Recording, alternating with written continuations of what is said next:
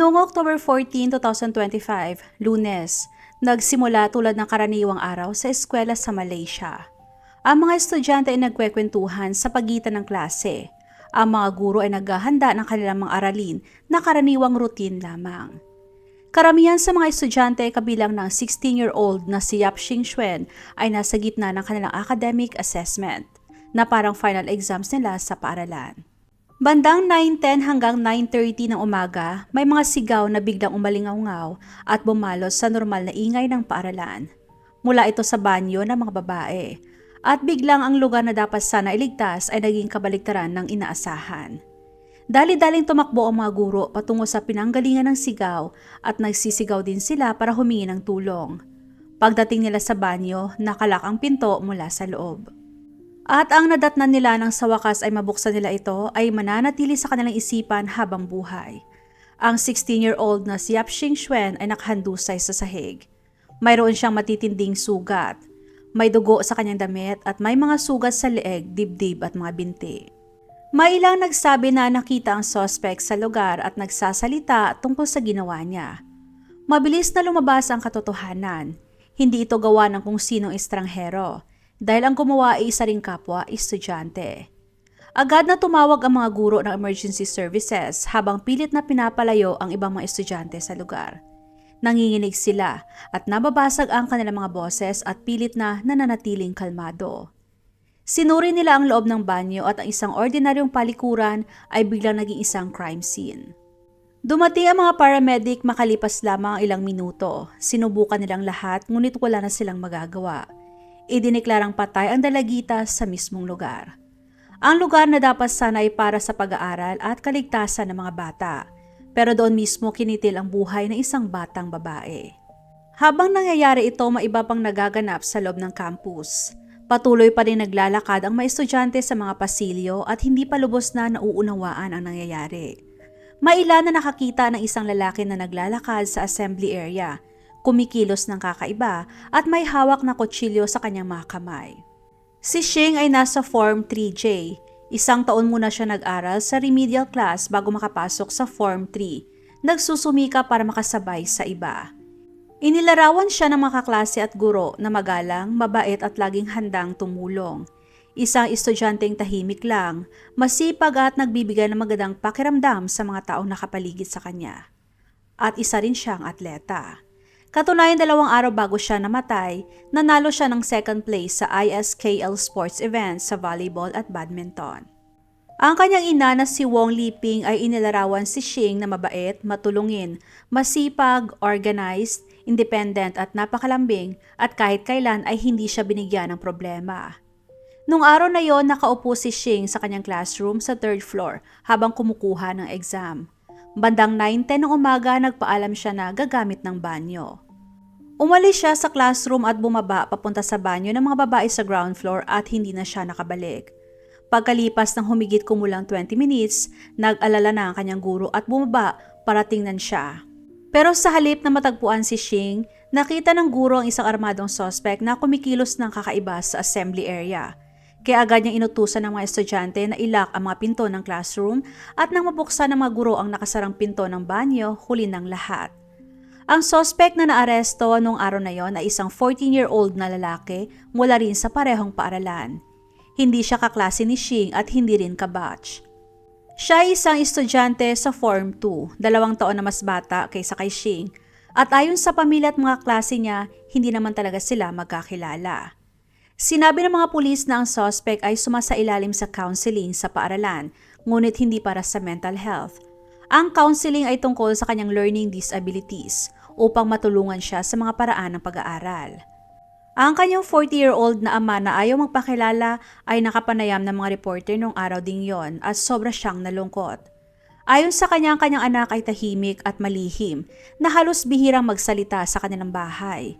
Sobra umano siyang nasaktan sa ginawa ng kanyang anak. Ayon sa kanya, inihatid niya ang kanyang anak sa paaralan ng umagang yon tulad ng dati at walang kakaiba sa kanyang kilos. Hindi siya pangkapaniwala na gagawa ng ganito ang kanyang anak. Ngunit nakakagulat ayon sa ulat, hindi daw dumalo ang mga magulang ng suspect sa lamay ng biktima o nagpadala man lang ng kahit anong mensahe sa pamilya. Kaya ang tanong, paano nagagawa ng isang 14-year-old na gawin ng isang marahas na bagay na ganito? Ano ang nagtutulak sa isang kabataan na umabot sa ganitong punto? Natuklasan ng mga investigador na malaki ang naging impluwensya ng marahas na nilalaman sa internet sa suspect. Gaya na lamang ng mga video games, social media at mga dark internet subcultures.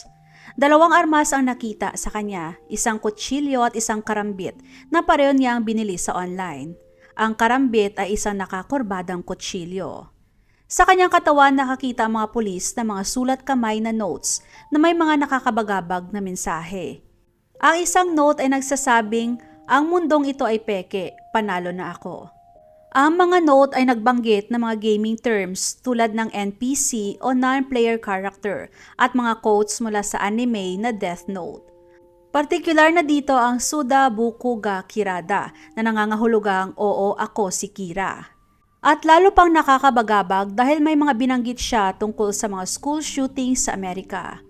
Isinulat ng suspect ang tungkol sa 2022 Uvalde shooting, ang tungkol sa 1999 Columbine Massacre, pati na rin ang mga pangalan ng mga salarin na sina Eric Harris at Dylan Klebold, at ang pelikulang Zero Day na hango sa Columbine. Sinabi ng mga eksperto na ang pag-atake ay hindi bunga ng crime of passion kundi nagmula ito sa malubhang problema sa pag-iisip. Napakatindi ng ginawa niyang karahasan. 200 mga saksak ang tinamo ng biktima na nagpapahiwatig ng mas malalim na galit. Ito ang lumabas sa balita batay sa ulat ng pulis at mga saksi. Ayon sa ulat, nung umaga na pumasok sa banyo si Shing, pumasok siya sa isang cubicle at isinarang pinto. Ngunit maibang balak ang suspect. Ayon sa sinabi ng mga pulis sa ina ni Shing, ang suspect ay umakyat sa ibabaw ng cubicle at tumalon habang nandoon sa loob si Shing. Nakalak ang pinto kaya hindi kaagad siya nakalabas. Doon na siya inatake ng suspect gamit ang dalawang armas, ang kutsilyo at karambit at paulit-ulit siyang sinaksak. Sumigaw si Shing para humingi ng tulong at narinig siya ng mga guro at iba pang estudyante. Ngunit nang makarating sila sa banyo, nakatakas na ang suspect at naiwan si Shing na nakakandado sa loob, duguan at naghihingalo. Doon na napansin ng isang guro sa Chinese language ang dugo na nagmula sa ilalim ng pinto ng cubicle. Ang mga sugat ay nakatuon sa kanang bahagi ng kanyang katawan, partikular na sa kanyang katawan, leeg, baga at mga binti. Yun ay ayon sa kumpirmasyon ng mga pathologist. Ang tindi ng kaharasan ay hindi maipaliwanag. Nang kumalat ang balita, hindi nagtagal ay umabot na din ito sa buong bansa, pati na rin sa iba't ibang panig ng mundo. Hindi pa kailanman nakaranas ang bansa ng pagpatay sa loob ng paaralan. Ito ay bagong karanasan na sumira sa pakiramdam ng seguridad na inaakala ng mga tao na taglay ng mga paaralan. At agad pagkatapos ng insidente, humigit kumulang 300 lamang sa mahigit 1,000 mga estudyante ang nakaramdam na safe silang bumalik sa paaralan. Ang mga estudyanteng nakakita sa suspect na may hawak na kutsilyo ay na-traumatize at hindi maalis sa kanilang isipan ang eksenang yon. Kaya naman mabilis na nagsagawa ng counseling session ang paaralan, ngunit ang pinsala sa pag-iisip ay naroon na. Nahirapan din ang mga guro. Nang bumisita sila sa lamay ni Shing noong October 17, ilan sa kanila ay sobrang naiyak.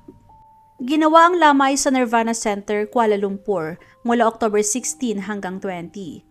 Halos 500 katao ang dumalo, kabila ang pamilya, mga guro, kaklase, kaibigan at maging ang mga matataas na opisyal ng gobyerno. Ang Education Minister na si Fadlina Sedic ay dumating din at ang Deputy Communication Minister na si Teo Ni Ching at ilang pang miyembro ng Parliament. Kahit ang Royal Palace ay nagpadala din ng wreath sa ngalan ng King at Queen ng Malaysia. Ang Youth and Sports Minister na si Hannah Yu ay bumisita din sa lamay at nagbigay ng Team Malaysia na jersey na may pangalan na Shing para pagbibigay-pugay sa kanyang hilig sa sports.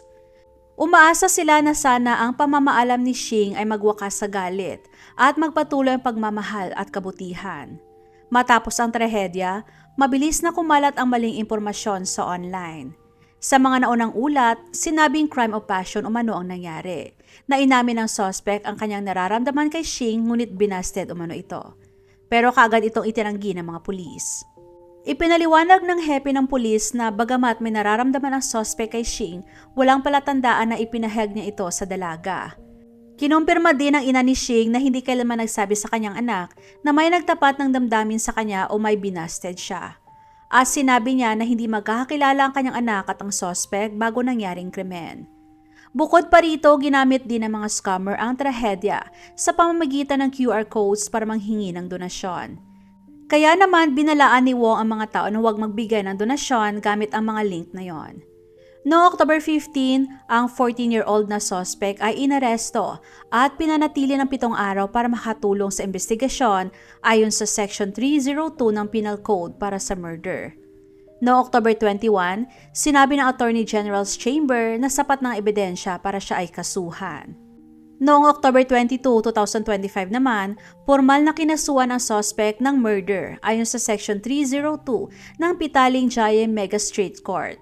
Dumalo siya kasama ang kanyang mga magulang na ayon sa ulat ay tahimik at kalmado ang kilos. Ngunit dahil ang suspect ay legal na itinuturing na bata ayon sa Child Act of 2001, hindi siya maaring patawan ng parusang kamatayan kahit gaano pa kalala ang krimen. Sa halip, siya ikukulong ayon sa kagustuhan ng Yang Di Pertuan Agong na isang monarch o pinuno ng rehiyon, depende kung saan nangyaring krimen. Kaya hindi tiyak ang nakatakdang bilang ng taon. Inaprubahan din ng korte ang kahilingan ng abogado ng suspect na siya ay sumailalim sa psychiatric evaluation. At ito ang magpapasya sa kanyang mental state noong nangyaring krimen.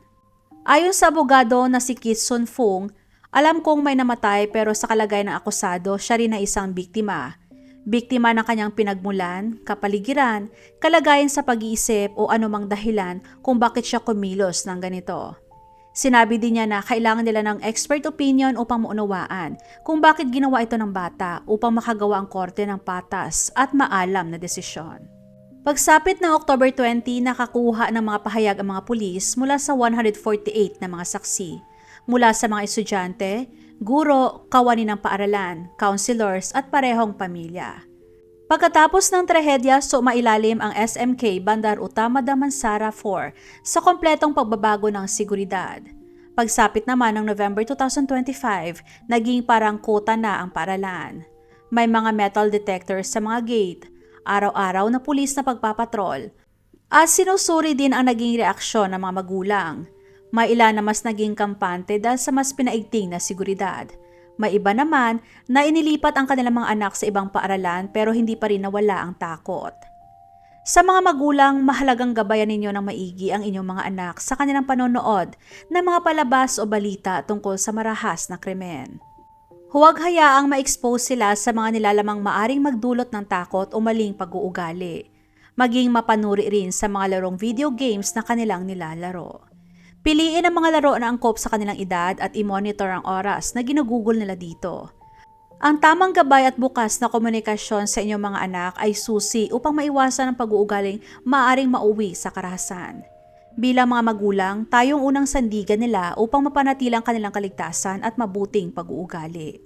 Kung napapansin niyo ang anumang pagbabago sa kanilang ugali o interes sa mga violent content, agad na mag-usap at humingi ng tulong mula sa mga eksperto o tagapayo. Ang pagkalinga at tamang paggabay ay makakatulong upang mabuo ang kanilang pagkatao na puno ng pagmamahal at paggalang sa kapwa.